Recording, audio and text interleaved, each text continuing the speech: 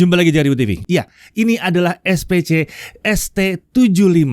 Harganya sekitar 9 jutaan aja nih. Jadi ini adalah Smart TV layar ekstra besar dengan harga yang bisa dibilang murah. Kualitas seperti apa yang ditawarkan oleh TV yang satu ini kita akan bahas dalam review kali ini.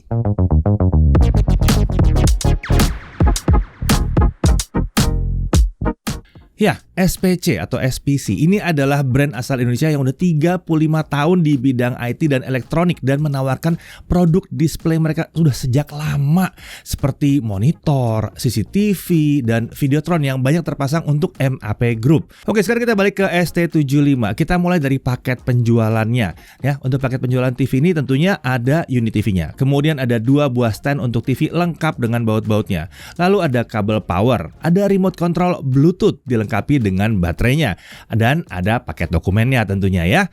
Nah, TV SPC ST75 ini hadir dengan gaya modern serupa dengan yang ST65 dengan bezel layar yang terbilang tipis baik di sisi kiri, atas, dan kanan. Tebalnya cuma sekitar 8 mm di ketiga sisi itu. Kalau bezel bawah memang sedikit tebal, tapi ini wajar ya untuk sebuah TV ya. Ada logo SPC di tengah bezel bawah layar. Untuk stand, keduanya dipasang di dasar, dekat dengan ujung kanan kiri TV. Seperti ini ya, desainnya tuh menggunakan V terbalik seperti ini. Jarak dari ujung kiri ke ujung kanan stand ini sekitar 152 cm. Jadi, perhatikan ya, kalau beli TV ini pastikan meja atau apapun yang kalian pakai untuk alas atau dasar TV ini punya lebar lebih dari 152 cm. Memang, terlihat ada satu lagi posisi pemasangan stand yang lebih dalam, tapi sayangnya tidak ada lubang baut yang disiapkan untuk posisi itu. Stand ini mengangkat TV sekitar 7 cm dari permukaan. Ini udah cukup banget ya kalau kita butuh meletakkan soundbar di bawah TV. Oke, beralih ke sisi belakang. Di area tengah permukaan sisi belakang ada 4 lubang wall mount sesuai dengan standar VESA yang 400 x 200 mm. Di area kiri sisi belakang terdapat konektor AC input menghadap ke kiri. Sementara untuk konektor I/O diletakkan di 2 tempat di area kanan sisi belakang. Ada yang menghadap kanan dan ada yang menghadap ke bawah. Untuk dimensinya, lebarnya adalah 1667 mm, tinggi 955 mm tanpa menggunakan stand ya. Untuk tebal atau kedalamannya adalah 86 mm untuk bodi TV-nya. Nah, untuk spesifikasinya tentunya layarnya 75 inci. Resolusi layarnya adalah 4K 3840 x 2160 pixel. Backlit-nya pakai DLED atau DLED. Refresh rate-nya 60 Hz. Viewing angle-nya ini diklaim mencapai kurang lebih 178 derajat vertikal dan horizontal. Untuk HDR di sini tentunya ada ya. Lalu untuk audio dia pakai 2 speaker dan sudah mendukung Dolby Surround. Untuk smart feature-nya ya ada OS Google TV dengan storage total 8 GB dan ini sudah menggunakan basis Android 11. Tentunya TV ini mendukung Google Assistant dan Chromecast built-in juga.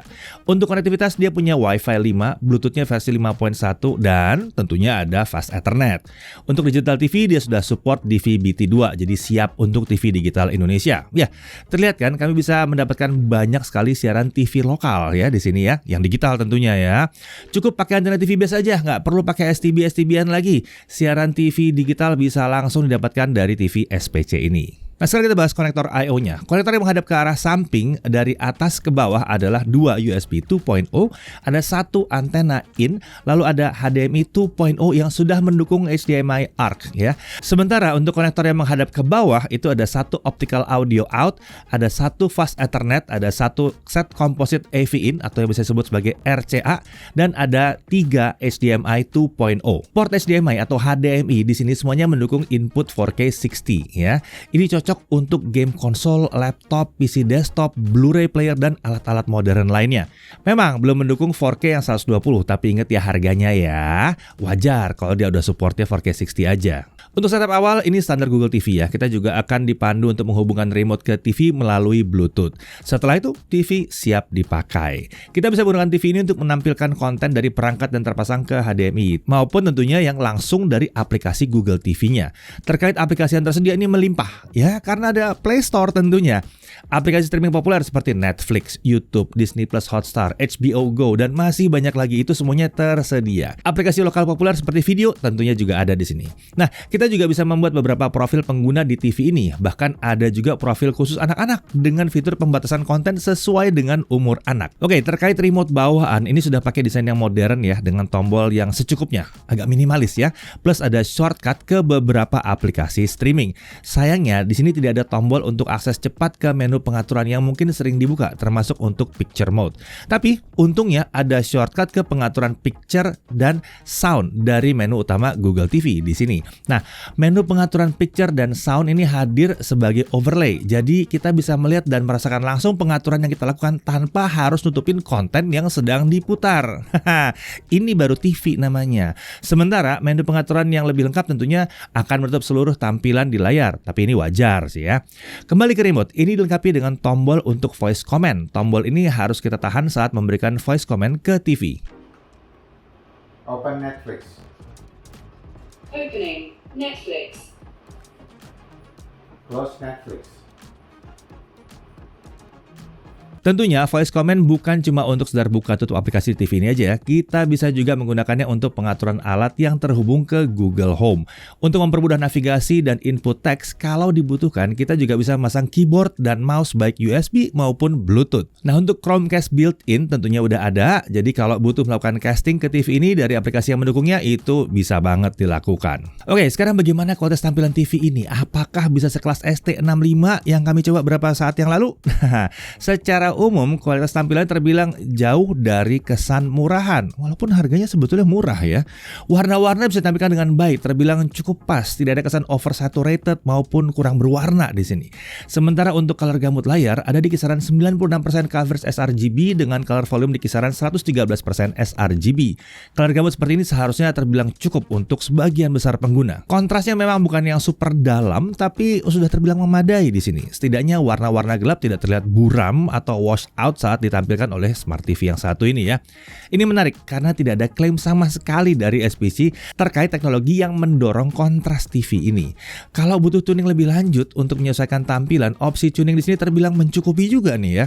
Area gelap di sudut-sudut layar, nah ini juga menarik, terbilang minim nih ya. Bahkan nyaris nggak ada. Harus dicari-cari banget lah kalau mau dilihat. Untuk viewing angle ada sedikit pergeseran warna. Untungnya itu tidak sampai mengubah warna terlalu jauh sampai merusak tampilan TV secara keseluruhan. Untungnya lagi, ini adalah TV yang ukurannya sangat besar. Jadi secara umum kita akan cenderung ada di depan TV ya, terus-terusan, bukan di samping TV. Ya karena layarnya besar. Oke, sekarang terkait upscaler. TV ini memang belum bisa menghasilkan tampilan super tajam untuk video dengan resolusi 1080p ke bawah. Tapi seenggaknya ini nggak pecah-pecah, masih sangat acceptable di sini. Dan ini sangat bisa dimaklumi karena ukuran layar besar. Ini kan 75 inci, memang besar banget layarnya. Untuk picture mode ini terbilang umum dijumpai di Google TV yang terjangkau seperti Vivid, Standard, Movie, Sport, dan Game. Ini bisa kita pilih sesuai dengan konten yang tengah kita putar. Ada juga preset user untuk menyimpan konfigurasi custom favorit kita. Untuk brightness, saat kami coba TV ini bisa menawarkan brightness maksimum sampai dengan kisaran 330 nits. Ini di atas yang dijanjikan spesifikasi TV ini. Secara umum brightness ini memang belum bisa dikatakan tinggi-tinggi banget, tapi ini sudah sangat mencukupi selama TV ini tidak digunakan di ruangan yang super terang ya. Seperti ruangan dengan banyak jendela gitu. Kalau 3 sisi ruangan jendela semua ya mungkin yang terasa agak sedikit kurang TV-nya. Tapi ya biasanya kalau TV ya, kalau toh ada jendelanya kita tutup kan ya gordennya. Dan yang jelas kalau untuk di ruangan rumah dengan lampu standar ya ini masih terbilang mencukupi banget kok. Nah, bagaimana dengan HDR atau HDR? Ini bisa dikenali oleh YouTube ternyata ya. Jadi untuk video HDR di platform itu kita bisa merasakan efek dari HDR ini. Secara umum HDR terbilang mencukupi di sini. Area gelap bisa diangkat sehingga jadi terlihat lebih jelas. Sementara untuk area terang, sayangnya memang TV ini belum bisa menjaga detail-detail di terang, di sisi terangnya ya, agar tetap terlihat jelas.